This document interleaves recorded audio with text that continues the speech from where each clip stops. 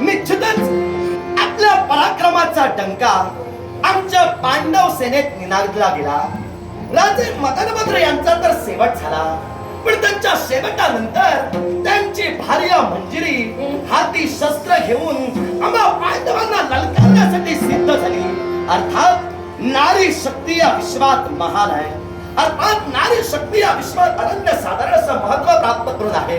तेव्हा तुमच्या पराक्रमांना आणि या नारी शक्तीला कर्णपुत्र ऋषकेतू त्रिवार प्रणाम करतोय.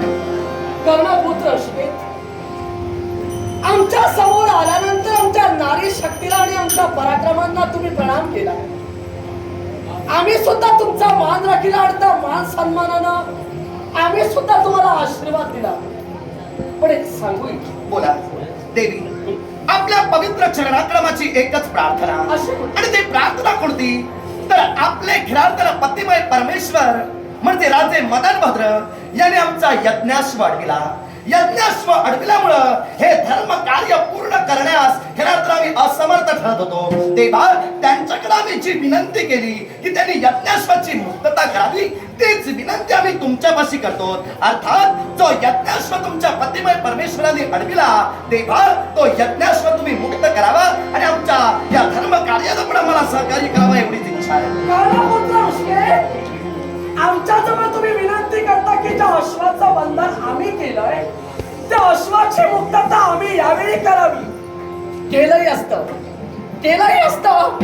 पण शब्द वचन आता वचन पूर्ततेसाठी आम्ही त्या अश्वाची मुक्तता करू शकत नाही. याच्याही पांडव मी आमच्या समोर येऊन या अश्वाच्या मुक्ततेसाठी आपल्या जाऊन नाश्ता करू लागले.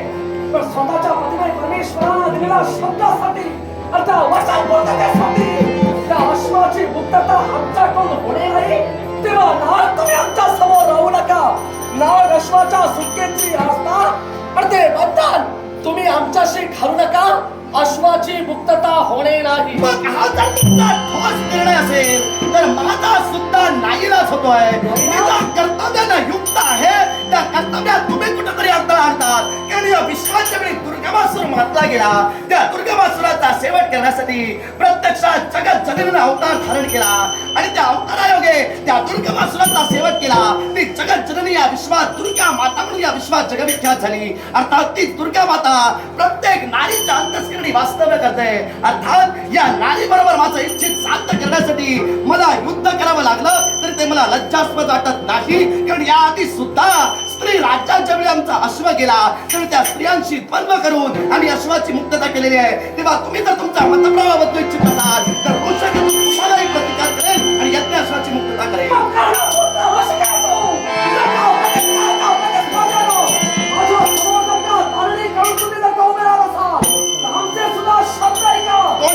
परमेश्वराला दिलेलं वचन विश्वाच्या ठिकाणी पतिव्रता ती नारी मी आहे.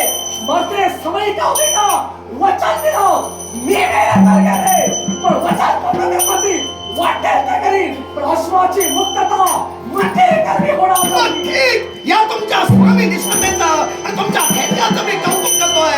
जर तुम्ही तुमचा मतप्रवाह बदलत नसाल तर मी तरी माझ्या धैर्यापासून वंचित का होऊ. मी तुम्हाला प्रतिकार करेन आणि माझा उद्दिष्ट सफल करेन.